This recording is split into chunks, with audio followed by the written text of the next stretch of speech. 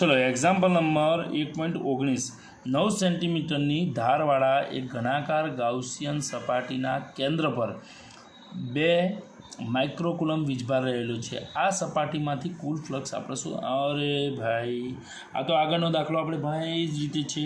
એક ઘનાકાર સરસ મજાનું આમ દૂર દેવાનું, આમાં કોઈ ખાસ નથી. અહીંયા ફટાફટ હું કહી શકું, આમ તો સ્વાધ્યાય માટે આખો દાખલો આપી દઉં તો પણ ચાલે. અહીંયા આગળ ક્યુ વીજભાર કેન્દ્ર ઉપર મૂકી દીધેલો છે. પછી શું કીધેલું હોય તો આની લંબાઈ L બરાબર 9 સેન્ટીમીટર આપણે જરૂર પડવાની નથી. આપણે તો જરૂર પડશે વીજભારની. જો વીજભાર ક્યુ બરાબર કેટલો આપેલો 2 માઇક્રો, મેં કીધું હતું ને વચ્ચે થોડુંક બગડશે. ઓકે, ચલો 2 માઇક્રો એટલે 10⁻² × 10⁻⁻6 કુલમ થઈ ગયું. હવે આપણે શું શોધવાનું? ફ્લક્સ એટલે કે ફાઈ બરાબર સૂત્ર શું થશે? ક્યુ અપન એપ્સિલોન 0 પતી ગયું સ્વ પ્રયત્ન. આ બધા શું કહેવાય? MCQ type. બરાબર, જાતે જવાબ શોધી લેજો જેની જોડે પુસ્તક ના હોય. જસ્ટ આ કેટલો જવાબ મળશે? 2.26 × 10⁵ ન્યૂટન મીટર સ્ક્વેર પ્રતિ કુલમ. ઓકે, ત્યાર પછી મિત્રો आगे बढ़ो, हम तुम्हार अहन है. चलो ये आगे बढ़िए. Example number okay clear. चलो હવે અહીંયા જુઓ.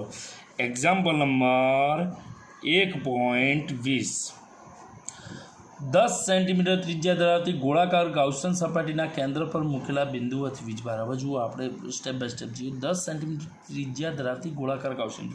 ચલો એ આર બરાબર એક ગાઉસિયન પૃષ્ઠ દોરીએ જેની ત્રિજ્યા 10 સેન્ટીમીટર. ઓકે, ગોળાકાર ગાઉસિયન પૃષ્ઠ એટલે આ ગોગા પૃષ્ઠ, આના ચોરસના કહેવાય ગોળા.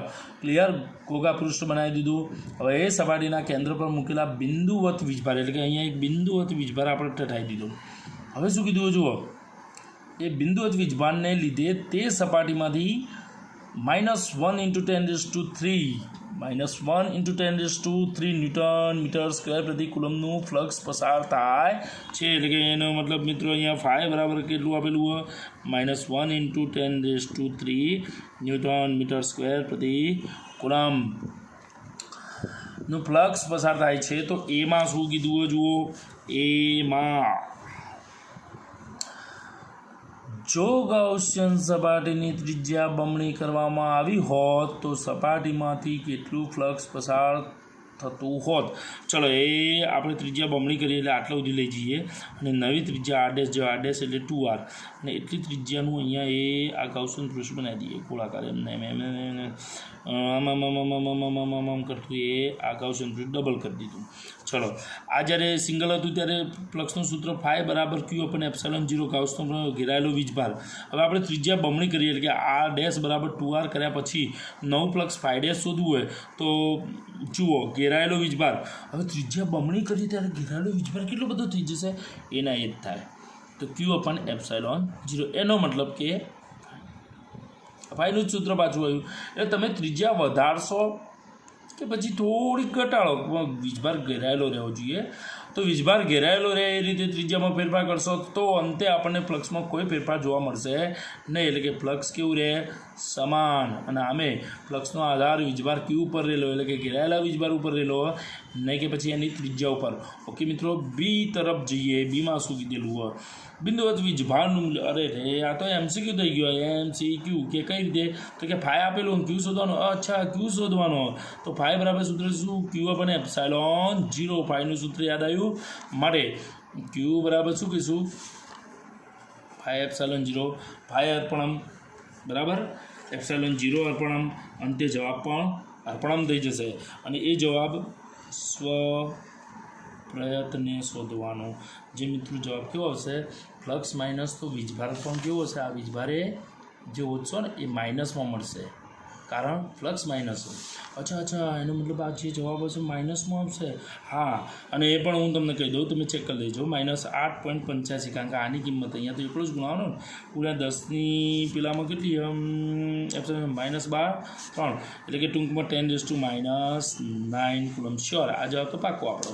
ઓકે, ત્યાર પછી આપણે આગળ વધીએ. એક્ઝામ્પલ નંબર એટલે આગળ વધવાનું તો 1.20 પછી કયો આવે? 1.21 પાકો તમારો. 1.20 પછી 21માં આવે. ચલો અહીંયા જુઓ, એક્ઝામ્પલ નંબર 1.21ની જો વાત કરીએ તો શું કીધેલું જુઓ, 10 સેન્ટીમીટર ત્રિજ્યાના એક વાહક ગોળા પર અજ્ઞાત વીજભાર છે. એટલે કે એક આપણને ગોળો આપેલો હોય જેના માટેની ત્રિજ્યા આપણને ગોળાની આર બરાબર, જો વસ્તુની ત્રિજ્યા કેપિટલમાં લેવાની અને ગાઉસન પૃષ્ઠ હોય તો એની ત્રિજ્યા સ્મોલ લેવાની. તો સ્મોલ આરની જગ્યાએ અહીંયા શું થશે, વસ્તુ આપેલી એટલે કે કેપિટલ લઈએ. ઓકે, અહીંયા શું કીધેલું હોય તો એક વાહક ગોળા પર અજ્ઞાત વીજભાર, એટલે આના ઉપર કંઈક અજ્ઞાત વીજભાર રહેલો હોય જેને આપણે ક્યુ કહી દઈએ. બરાબર, જે કેવો અજ્ઞાત, આપણે જાણતા નથી.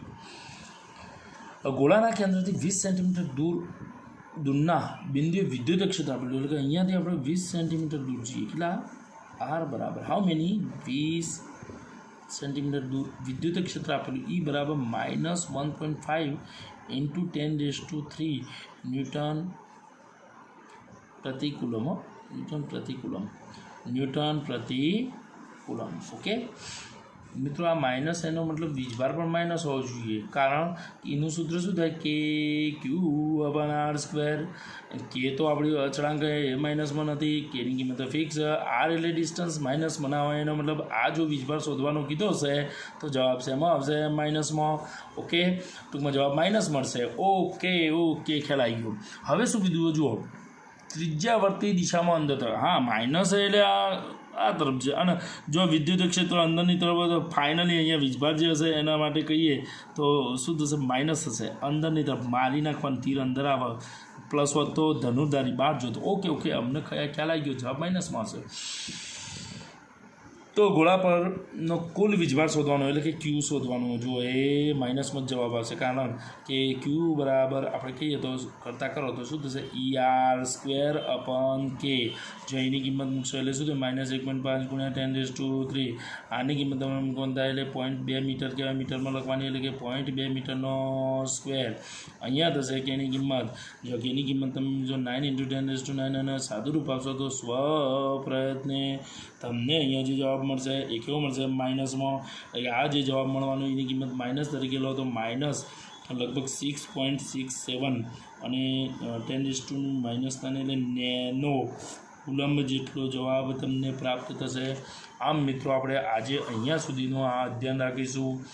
નેક્સ્ટ ટાઈમ મળીએ છીએ, નવા દાખલાઓ આગળ વધીશું. હવે તો આપણે ખાસ બાકી નથી રહ્યું, હવે ચેપ્ટર 1 ખતમ થશે, ટૂંક સમયમાં ચેપ્ટર 2માં પ્રવેશ કરીશું. મિત્રો, ખાસ ચેપ્ટર 1 પૂર્ણ થઈ રહ્યું હોય, ફરીથી નંબર 1થી વિડીયો ફરીથી જોવાનું ચાલુ કરો મિત્રો, અને આ વિડીયોને ફરીથી રિપીટ મારો. બેઠા આપણે તો શું કરવું હોય, મોબાઈલની અંદર ઇયરફોન ભરાઈને એકાગ્રતાથી તમે આ વિડીયો સાંભળશો તો શ્યોર તમને આ રિઝલ્ટ ક્લીન ના આવ્યું હોય ને તો એ આ ક્લીન કરી આપો. ઓકે, ખાસ મિત્રો, આ વિડીયો જે પણ છે તમારા એ તમે બિલકુલ જોતા ના હોય એવું ના કરતા, રિપીટેશન કરતા રહેજો મિત્રો, કારણ જો રિપીટેશન કરશો તો જ તમને સારું નોલેજ મળી રહેશે. માટે વિદ્યાર્થી મિત્રો, સતત પુનરાવર્તન કરો. અને ખાસ લાઇક કરવું ના કરવું 2 નંબરની વાત, આપણે લાઇકની કંઈ પડી નથી, પણ શક્ય એટલા વિદ્યાર્થીઓને આ વિડીયો મોકલો. શક્ય એટલા જે જરૂરિયાતવાળા, જે આજુબાજુમાં હોય, કોઈ સંબંધી હોય, હજી કહું એમને મોકલો. એવું વધારે આપણે લાઇક કરવાનું કહેવાનું નહીં, ખાલી સબસ્ક્રાઈબ કરો કે જેથી નવા અપડેટ થતા વિડીયો એમને પ્રાપ્ત થાય. બરાબર? તો ઓકે, જય ભારત, જય હિન્દ. સહકાર બદલ ખૂબ ખૂબ આભાર દરેક વિદ્યાર્થી મિત્રોને. Okay, by.